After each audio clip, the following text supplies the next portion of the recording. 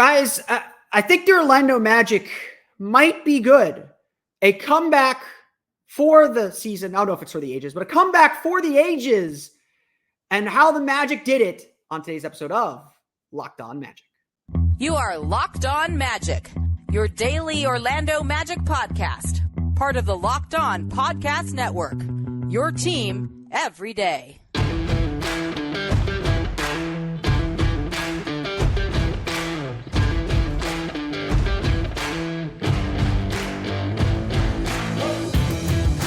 And you are indeed Locked On Magic. Today is March 7th, 2024. My name is Philip Rossman-Reich. I'm the expert and site editor over at OrlandoMagicDaily.com. Of course, follow me on Twitter at PhilipRR_OMD. On today's episode of Locked On Magic, the Orlando Magic put together a comeback for an age. I don't know if it's for the ages. We'll talk about that a little bit too, but a huge comeback for the Orlando Magic, a gut check victory that they had to have. We'll break down how the Magic did it and how this team, and especially their young star, keeps evolving. We're going to get to that coming up here in just a moment. But first, we want to thank you again for making Locked On Magic part of your day every day, no matter when you listen to us, whether it's first thing in the morning, whether it's right when we upload. We truly appreciate you making Locked On Magic part of your day every day. Remember, there's a great Locked On podcast covering every single team in the NBA. Just search for Locked On and the team you're looking for, the Locked On Podcast Network. It's your team every day. Today's episode of Locked On Magic is brought to you by Game Time. Download the Game Time app, create an account, and use code LOCKEDON for $20 off your first purchase. So the Orlando Magic had a game that I think frustrated a lot of people for a half and then became one of the most glorious moments of the season for the second half. It's a game so big and frankly a little unexpected how big it became as the Magic defeat the Washington Wizards 119-109. We had to get our guy on the ground in here to tell us more about what happened. Joining us from DC, from Orlando, our pal from Orlando Magic Daily, Harrison Brown. Harrison, how you doing? Like what happened? What? Ecstatic. What a game. Great game to be in DC to cover. Obviously sluggish start. It's hard on a second night of a back-to-back. We had a couple guys out, obviously, we're going to talk about that. But gutsy win. Gutsy would be kind of the statement that I would make because it is a statement win, like we were talking about. Love it. Paolo and Fran did their thing, and it's exciting stuff, and excited to talk about it. I think that's kind of how a lot of Magic fans are feeling after a game like this. Because look, it's the NBA. There are no safe leads. It always, felt like if things went right, you can come back. And I know I've said this a lot over the last week when the Magic were playing like the Detroit Pistons or the Utah Jazz or the Charlotte Hornets. Those teams give you a pretty wide margin for error. You can make a lot of mistakes and still have your chance to win. But for this team to be down 21 in the second quarter, look as lethargic as they did. And we're going to talk about that. We're not going to gloss over that the Magic were in a 21-point hole to what is now the worst team in the NBA. They are now officially worse than the Pistons, a team that is now on a 16-game losing streak. We're not going to gloss over that because this team is playing to a standard. But you still have to get the job done. And no matter how it gets done, it's impressive. A 21-point deficit is really hard to overcome. Watching what the Magic did, and they did a lot of that work. They're down 21 in the second quarter. They cut it down to 9. They trail by, I believe, 11 at the half. They trail by 1 or take a 1-point lead. I forget. Heading into the fourth quarter, they did a lot of work very, very quickly to erase this deficit. What was the key factor in this comeback, in your opinion? Yeah, I think that the first half, the Magic were beating themselves. I didn't think that it was a defensive, statement by the Wizards. They didn't really have any defensive-minded guys besides Coulibaly, the rookie. I think he's pretty solid. But other than that, I think that the Magic were just a little lackadaisical getting into sets, setting up the offense. A lot of one-on-one, trying to create for yourself into a crowded paint area. And I think that they started focusing on sharing the basketball and really playing through each other, but most importantly, playing through Franz and Paolo. That has been the key to success, it feels like, most of the season. So I think that, just starting to have more structure on offense, but then also I think that there was a little bit of a lack of effort on defense. The Wizards can get hot. They're a fast-paced team.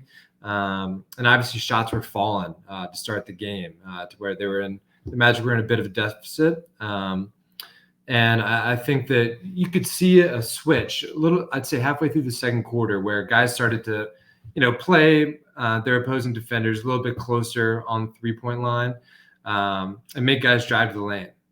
I think that was a key. Yeah. I mean, obviously chasing Washington off the line is so critical. I mean, look, the Wizards are not a great offensive team. By the numbers this year, they are a worse offensive team than the Orlando Magic, if you can believe it. But the Wizards are a kind of team that can give the Magic trouble because they're about volume. They're going to play at a really fast pace. And what I noticed early on in that game with what I was able to watch, the Wizards were doing a really good job pushing the pace and doing a really good job, kind of attacking the Magic before they could get set. And Orlando missing shots, turning the ball over, making all these mistakes. The kind of mistakes the Magic make are the kind of mistakes that feed directly into what Washington is good at. They are a team that is more talented than their record. They are just very reliant on 3-point shooting and not really structured offensively. And so they're going to make mistakes, but they made so many threes, and some of them were uncontested. Some of them were the Magic getting ripped apart defensively. They weren't particularly engaged defensively early on in the game, but they made a lot of contested threes and a lot of kind of those momentum deflating threes. Even the shot that they made at the end of the second quarter that made an 11-point game was a little bit deflating. They are a dangerous team in that sense, but as they say, you live by the three, you die by the three. But Orlando is not a team that typically can make up a big 3-point deficit. So, I think they made 10 3-pointers in the first half. That's a hard thing for this Magic team to overcome. You said they started chasing them off the 3-point line a bit better. Was it really just a case of ratcheting up the intensity and physicality a little bit to take Washington out of their game? And I also think that Coach Mo's made a little bit of an adjustment in the second half of playing Mo Wagner more at the center position. They started the game, the Wizards, with Avdia, 6'9" guy who can shoot a little bit. And that was, Goga's assignment as a 7-footer. I think that we were trying to switch a lot on the 3-point line, and he was kind of getting caught in no man's land where, he can't slide his feet against. That's where you miss Wendell Carter. I'm sorry? That's where you miss Wendell Carter. Yeah, exactly. So I thought that was a great adjustment on Coach's part because Mo can definitely, laterally move a little bit better than Goga. And, we reap the benefits tonight. We're going to get more into Paolo and probably a little bit of Franz coming up here in the second segment. But I also think we got to give a lot of credit to some of the others, as Shaq would put it. Because, yes, Paolo and Franz were kind of the driving force of the comeback. But going up by 10 and just completely, I wouldn't say completely dominating, but dominating that fourth quarter to the point where they're zooming ahead at the end, a lot of that was Mo Wagner, Cole Anthony, Jaylen Suggs hit that humongous shot, that tough shot. How did they kind of find that energy, or how did their energy lift this team in the fourth quarter to make sure that the Magic came out with the win? Because they made the comeback and they made it a 1-point game, but it was a back and forth affair for a good chunk of that fourth quarter. Yeah, I think that Jaylen Suggs gets a lot of credit on the defensive side of the ball, and also he made a bunch of tough shots tonight. He's become quite a solid shooter for the team, but he really was the head of the spear for the defense, and he took on the assignment of switching on to the ball handler, guarding Tyus Jones, guarding Jordan Poole. And he's just great at defending the pick and roll and staying over top of the screener to kind of, again, get them off the 3-point line. And I thought that was really a key of Suggs just attacking on the defensive side of the basketball. And he's been letting the game come to him. We've seen so much growth from him this season. And he's a certified knockdown shooter at this point, if I do say so myself. I mean, he was hitting tough shots. He plays with his heart. You can see, he plays with effort and he truly cares. He's a competitor. Yeah, 19 points for Jaylen Suggs, 6 for 12 shooting, 5 of 10 from three. That the Magic have a guy that took 10 threes. Franz took 7. We'll get to him in a minute here. But 5 of 10 from three. Orlando finishes 12 for 26 from three, 54.3% from the floor. Mo Wagner with 16 points off the bench. Cole Anthony with 11 and 7 rebounds on top of that. Not the cleanest game from Orlando in a lot of senses. 15 turnovers, 16 points, obviously. Washington ended up with 12 threes. They made 10 again in the first half. Orlando, again, everything starts with their defense. You could see that pick up their energy, pick up kind of the pace for them offensively, and they started to really assert control. A lot of this game, though, is about the Magic Stars. And so I want to chat with you a little bit about how Paolo Banchero evolved his game in this one. We're going to get to that coming up here in just a moment. But first, it's time for quick word for friends over at Nissan. Are you the kind of driver who likes to push things a little further? Ever wonder what adventure could be around the next corner? Our friends at Nissan have a lineup of SUVs with the capabilities to take your adventure to the next level. The 2024 Nissan Rogue is perfect for city drives and great escapes. With class-exclusive Google built in is your always updating assistant to call on for almost anything. Gone are the days of connecting your phone. Google Assistant, Google Maps, and Google Play Store are built right in to the 12.3-inch HD touchscreen infotainment system. The 2024 Rogue is the perfect midsize crossover for your next adventure. The 2024 Nissan Pathfinder has room for up to 8, an expansive cargo capacity, and advanced available 4x4 capability with 284 horsepower and up to 6,000 pounds towing. When adventure calls, a Pathfinder is there to answer. Take the Nissan Rogue, Nissan Pathfinder, or the Nissan Armada and go find your next big adventure. Shop NissanUSA.com.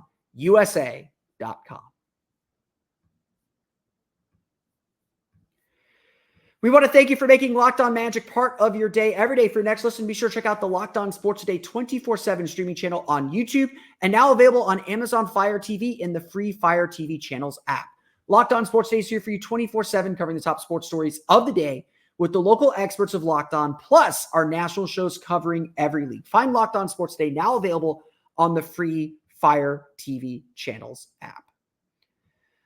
I want to bring Harrison back in. He was at the game covering it for Orlando Magic Daily at Capital One Arena for the Magic's 119-109 victory over the Washington Wizards. And whenever you have a big game like this, yes, you get great contributions from a lot of different players. You find a way, and that's something that's been really special about this team, especially later in the season as we're getting into playoff time. They're finding ways to win. But so much of it starts with your star players. And I will note, just looking at the box score here, one of the first times I think I've seen Paolo and Franz play playoff level minutes. 38-49 for Paolo, 38-59 for Franz. It was a really special game for both of them. But I know you want to focus a little bit more on Paolo Banchero. 25 points, 10 for 19 shooting, 4 for 5 from the foul line, 6 rebounds, 10 assists. What did you see from Paolo Banchero tonight? He can score on all three levels. I think that he can square up on the three-point line and beat his defender off the dribble. He can catch it on the baseline, make moves into a fadeaway jump shot, mid-range jump shot, or he can just strictly be a bully. And he can get it on the low block and take 3 power dribbles and get right up into a contested shot. And he's so strong. You see countless and ones that he's been making from within 8 feet. That's his bread and butter. And tonight, just seeing how strong his first power dribble is with using his shoulder to get into the defense, it's almost impossible to guard. And I think that he really took it upon himself, and the whole roster knew how important this game was. So trying to build momentum going into the playoffs. And you could tell there was accountability that he was holding to himself and to his teammates. He said in the post-game press conference that he's been a little bit sloppy with the ball. But again, like you said, 10 assists tonight. He was finding his teammates on that low block, kicking it out if they're double teaming him. If they want to play him one-on-one, he can take advantage of essentially any matchup on the floor. I mean, I really don't think that there's a player on the Wizards who can guard Paolo Banchero, and he showcased that tonight. It's getting to the point where there are not many players, period, who can guard Paolo Banchero. He gets doubled as much as any player in the league. I think he's in the top 5 in in players who are double teamed or how often they're double teamed. And Washington was sending pretty aggressive doubles to him throughout the course of the night. He scores 13 points in the third quarter, that critical third quarter when the Magic did finally get over the hump and tie this game. He was essential, 13 of his 25, that's half his points coming in one quarter. He was essential to giving the Magic this opportunity to win. And like you said, there's just a variety of ways that he can attack. And it's been fun to watch him evolve and become a 3-level scorer, which he wasn't this year. It wasn't last year. Like he has that comfortable fadeaway jumper. At this point, honestly, like it feels like the biggest thing with Paolo Banchero is he's got to figure out which tool in his tool chest he's going to use. Sometimes I feel like he settles for a jumper when he should bull his way to the basket. Sometimes he pulls his way to the basket when it's probably smarter to kind of stop, pivot, and take a fadeaway jumper because he's so good at those. He's figuring out where his spots are on the floor. Like he loves that baseline jumper. He loves working around the elbows. Like he's figuring out where he gets to his spots. And obviously teams are trying to stop him, and he just continually proves how unselfish he is. I think early in the game, like so many of the other players, and I think this has been Paolo's biggest issue, is he's trying to do a little too much sometimes. Yep. Just keeping things really simple. I think he trusts his teammates, but there's got to be kind of a building trust with his teammates that, hey, if I don't get the pass across the court, they'll get it to him. They'll get it there. But he continues to really step up as a leader, and I think that's such a big thing from him as well. Yeah, I think that he was terribly resilient tonight. He had a couple of ticky-tack fouls in the third quarter, and he was showing clear frustration from those whistles, talking to the ref, and instead of kind of pouting or getting frustrated, he had his best quarter. So I really think that he's taking the next level at 21 years old. Everyone needs to be excited for his growth because a game like tonight, again, he took it upon himself to make sure that, hey, we're going to catch up to them. We're going to get to the foul line, and I'm going to assert my will in the painted area and finish at the rim. That's what he did. Yeah, and that's obviously what he does, and you can kind of see when he gets the glint in his eye, like you could kind of tell when he's like, okay, I'm taking over. And I've said this a million times to everyone, like part of this season is Paolo trying to understand when the right time is for him to do all these things. Like, is this the time that I should be a passer? Is this the time that I should be a scorer? And, the playoffs are going to be really, really helpful for him. I would be remiss if we didn't talk a little bit about Franz Wagner as well, because Paolo at 25, Franz Wagner has 28 points, 9 for 15 shooting, 3 for 7 from beyond the arc, 7 of 8 from the foul line, got to the line more than Paolo, which I know is a thing, which isn't a thing, but it is a thing because Fran sometimes gets frustrated with the officials. He had 16 points in the first half, so 16 of his 26 in the first half, including 7 in the second quarter, was a big part of the Magic pulling back into this game in the second quarter. What did you make of Franz's game, and how did he fit into what the Magic were doing tonight? Yeah, I think he got off to a strong start, 6 quick points. And he can just attack the top foot of the defender at will. He's so good at just getting a little bit of a half step around his guy. And then he's got one of the best Euro steps in the game, rip through dribbles, where he uses, pretty strong rip through move to get through contact to finish at the rim. He's just so long that it's really hard to defend him, especially for smaller guards and wings who try to stay in front of him. And I think that he's just so efficient. He doesn't take bad shots. Any three ball that he takes, he's certifiably going to be open. He's not taking any contested shots. And that's the beauty of Franz, is he's going to play the right way, or at least the way he thinks is going to be the best way for himself and his teammates to win. And I think that when Paolo was off the court, he kind of took it upon himself to be the ball handler and the facilitator of the offense, which he's done, time and time again this season.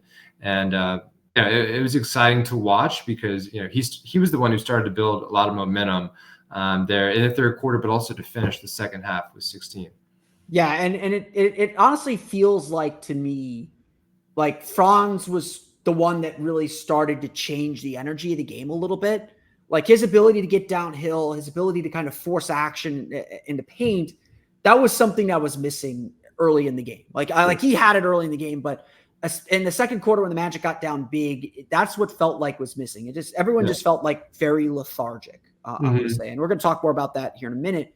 But Franz was the one that I think just started to get the wheel moving a little bit, get the team kind of playing Magic basketball, for lack of a better way to phrase it. Because essentially, like, the only way Orlando was going to make a comeback like this was to play their style of basketball, defend at a high level, use that to create some transition opportunities, seek out mismatches, get downhill, get to the foul line. Orlando finishes with 21 free throws, 19 for 21 from the line. So they made their free throws tonight, which is a rarity.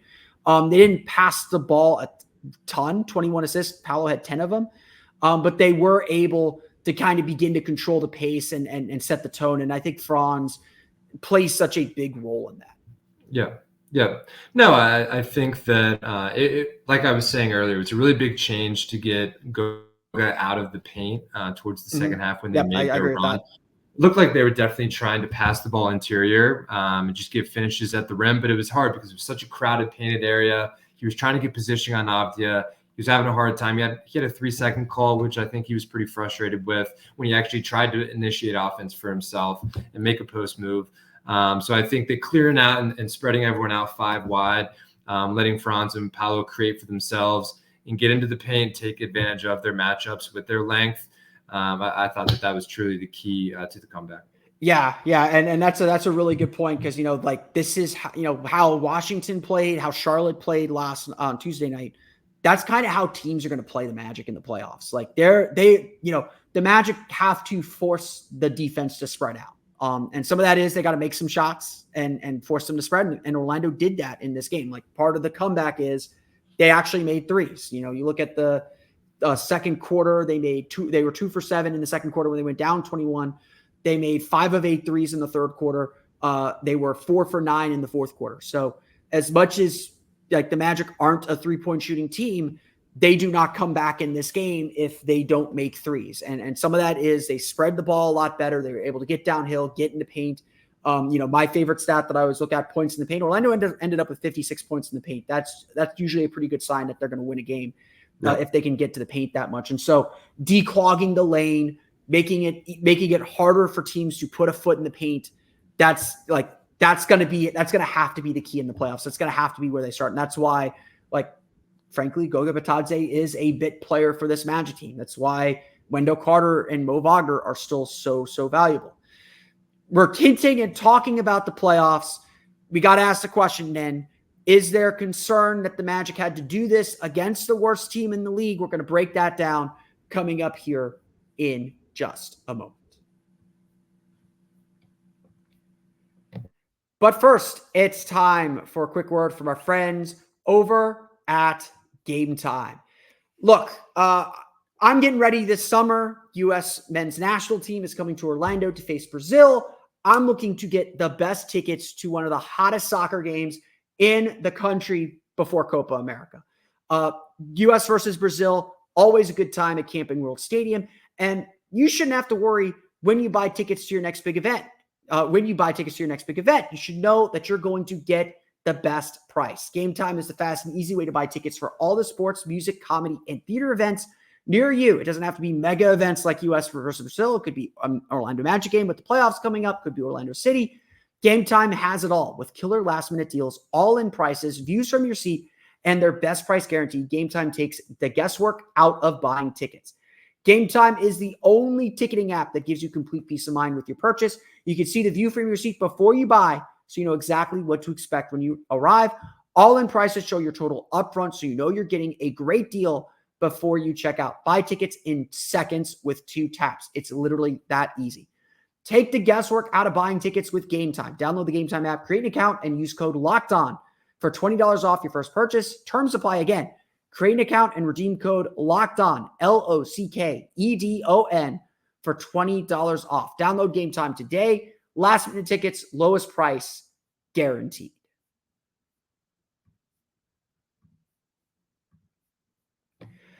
Okay, Harrison, there are 2 sides to every comeback. The side that, if the comeback is successful, The side you talk about is the gloriousness of the comeback, because the bigger the deficit, the more glorious the comeback. That is the truth. And, as much as I think the opponent played a role, it doesn't matter who the opponent is. Coming back from 21, having the faith that you're going to come back and win that game. And not only doing that, but doing a 31-point turnaround on the second night of a back-to-back with a lot of key players down. That is really impressive. So we don't want to take away anything from what the Magic did on Wednesday night. However, being down 21 to the Washington Wizards, a team on a 15, now 16-game losing streak, now with 9 wins, the worst record in the NBA, regardless of the back-to-back, regardless of the guys that are out, we are playing to a playoff standard. We're focusing on what it's going to be like a little bit more than a month from now when the Magic are playing in a playoff series. The Magic are fighting for the 4 seed. They get to hold on to it for another day, half game ahead of the Knicks. Should we be concerned about the fact that the Magic had to come back against the Wizards? I think there is a level of concern. I think that, we have a bit of an asterisk because Wendell Carter, Gary Harris, and Jonathan Isaac didn't suit up. Those are big parts of the group. But I think that, playing the worst team in the NBA, you should be able to just, kind of put your foot on the gas and not look back. The Magic were worried, definitely second quarter, things got a little bit out of hand. Down 21 points, definitely did not seem at that moment like this was going to end up in the victory column. I think that it was just a lack of effort, and that has to do with having a back-to-back, and they've played 3 out of the last 4 nights. That's never easy, So I think that there's a level of concern when there is stagnation on offense, how they're going to keep up with these playoff caliber stars who can score the basketball. Can they defend at that level, especially in a playoff game? That's to be seen, right? But I do think that any given night, the Magic can beat essentially anyone in the NBA. It just depends on which Magic team shows up. Yeah, and I think if one night isn't a concern, like look, these are all NBA teams. Everybody can get hot. The Wizards got hot in that first half. They looked really good. They were making contested shots. The Magic weren't playing great. I'm not going to give the Magic a pass, but they were making shots. And sometimes that happens. It's an 82-game season. Everyone's going to have their night. Even the 21-61 Magic in 2004 that lost 19 in a row had good nights. And, they actually, that team swept the Wizards. As bad as they were, they swept the Wizards that year. Sometimes it's just not. Sometimes it's your night, and every team's going to have that. I will also note that back-to-backs are a thing for the Magic. The Magic are now, I believe, 4-9 on the second night of back-to-backs. Entering tonight, this is one of my favorite stats that I hate. Entering tonight, the Magic had, I think, a 112 defensive rating. On the second night of back-to-backs, they have a 118 defensive rating. So it's not just, you expect to be worse on the second night of a back-to-back. You're not expecting to be better defensively or better offensively. But to have a 6-point difference, it's not just there without Jonathan Isaac or without Gary Harris or Wendell Carter. Those are really important defensive pieces, but those guys aren't 6. Jonathan Isaac, who doesn't play back-to-backs, is not 6 points difference. Their offense drops from 112 to 109. A drop off, but not like dramatic. It's bad. It's 109 is bad. So the back-to-back is a thing. I would say, however, and I know I brought this point up yesterday, and I brought this point up periodically during the stretch of 7 games against teams with losing records, which the Magic won 6-1. They cleaned up. They took care of their business, exactly what they're supposed to do here. We saw this kind of phenomenon of the Magic, I don't want to say playing with their food, but taking full advantage of the margin for error. Coming out of the All-Star break, they have the second worst turnover rate in the league.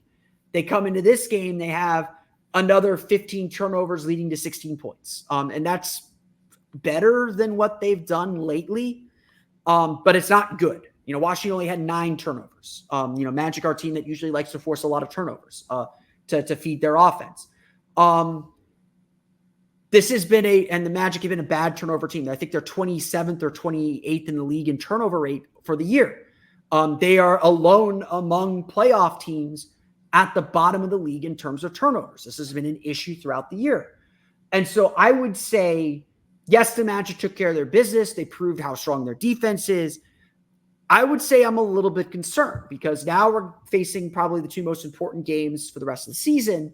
There's 3, Philadelphia at the end of the season, but this New York-Indiana series that's coming up this weekend, that's going to be a major test for the Magic and tell us whether they can sharpen up and be ready for the playoffs. Because I'll tell you this, if the Magic play the way they played Tuesday against Charlotte, they play the way they played Wednesday against Washington, they're going to lose in the playoffs. They're going to lose a playoff game. And some of the mistakes they're making are the kind of mistakes that take a game that you should win comfortably and make it close.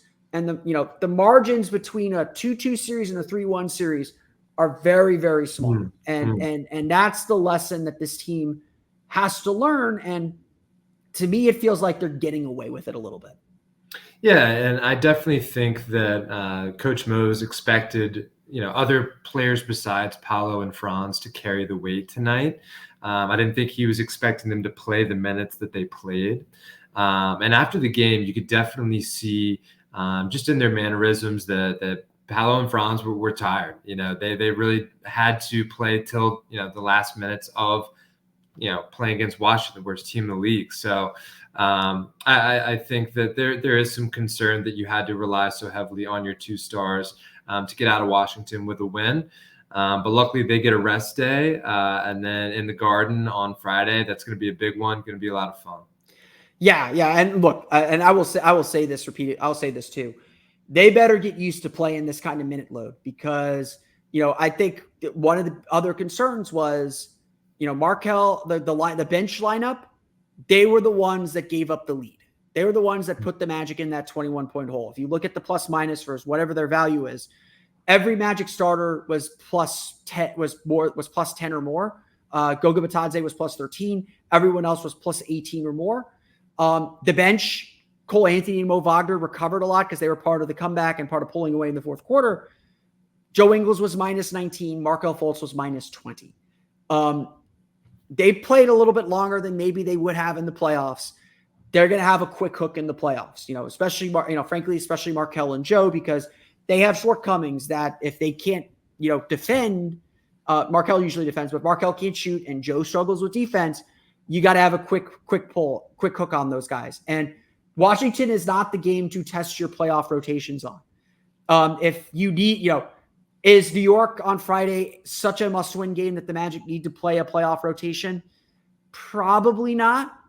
But that's the kind of game I'd rather say, okay, let's prepare and plan to play Paolo and Franz 38 minutes if we need it. We'll run our regular rotation, but if we're struggling, if we're down, I'm going to put Paolo back in real quick, or I'm going to put Franz back in real quick.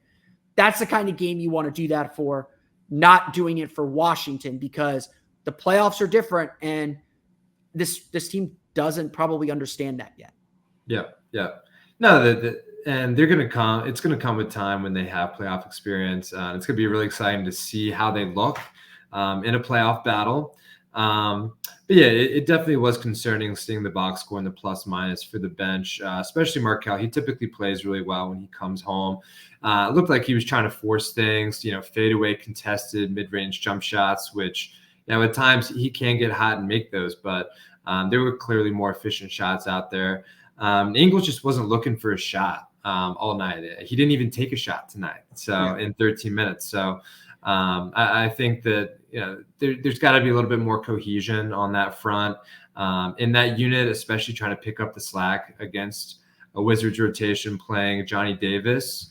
Who I wouldn't say is he made a couple shots tonight, which was weird. Yeah. He's got a bit of a hitch in his shot that he's developed. Oh yeah, he does. His time in Wisconsin. Oh yeah, it's there. But like Johnny Davis making 2 of 4 3-pointers, that's the kind of weird stuff that makes you think, oh, it's Washington's night tonight. Like whatever.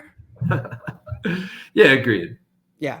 Obviously, at the end of the day, the Magic do get the win 119-109. You learn your lessons while winning. That's a good thing. This is honestly, this is a very good team. They're learning, they're growing, they're developing, they're picking up wins. That's all you can ask for at this stage of the season. And we're going to learn a lot here Friday night in the Garden against the Knicks, Sunday night at Kia Center, pack the Kia Center, make it a playoff atmosphere. Let's honestly, guys, like I'm going to make this plea over the next 3 episodes. Sunday, let's show the Magic. Forget about the Pacers. Let's show the Magic what home court advantage is going to feel like when they have game 1 at Kia Center Saturday at noon, because that's what it's going to be. When they have game 1 at the Kia Center, like Sunday needs to be that kind of intensity. I am not joking. Let's put the Pacers so far in our rearview mirror that we're not even thinking about 7 or 8 anymore. That's got to be the goal. But those 2 games, the Magic have had it easy here. Like, they've obviously struggled. They've obviously, had to figure things out. They've come out with wins. They've had it easy. Competition's about to get a little bit tougher. And that's going to go back to being easy again. But these 2 games are going to tell us where this team's really at. And I don't want to say how real this win streak is, but it's going to put some meat on this win streak that the Magic have had. And so we're going to learn a lot here in the coming days. Harrison, I want to thank you for hopping on and helping us recap this game against the Wizards. Tell everyone where they can find you. Yeah, hey, appreciate you hopping me on. So I'm on Twitter at Future Magic GM, and then also I write for the Orlando Magic Daily weekly. So take a look at my articles, ask me questions. I'm more than happy to have a conversation and go Magic. Yeah, absolutely, man. Thank you so much for covering the game for us and giving us the lowdown on what happened over at Capital One Arena. You, of course, find me on Twitter at @PhilipRR_OMD. Subscribe to the podcast and Apple Podcasts, Stitcher, TuneIn, Himalaya, Google Play, Spotify, Odyssey, and all the fun listening on podcasts to your podcast-enabled device. For the latest on the Orlando Magic, be sure to check out Orlando Magic Daily. You can find us there on Twitter at @OMagicDaily. And be sure to check out my Patreon page, Orlando Magic Hub, for even more Magic content. You can find that at patreon.com/Orlando Magic Hub. Now that you're done listening to us, be sure to check out the Locked On Sports Today 24/7 streaming channel. You can find that on YouTube as well as on Amazon Fire TV and the free Fire TV channels app. Locked On Sports Today is here for you 24/7, covering the top sports stories of the day with the local experts of Locked On, plus our national shows covering every league. Find Locked On Sports Today now available on the free Fire TV channels app. On our next episode of Locked On Magic, we're going to break down the 3rd quarter of the season and name our 3rd quarter MVP as we look forward to what is now the final 19 games of the season. We're going to hit that up on tomorrow's episode of Locked On Magic. But until then, for Orlando Magic Daily and Locked On Magic, this has been Philip Rossman-Reich. We'll see you all again next time for another episode of Locked On Magic.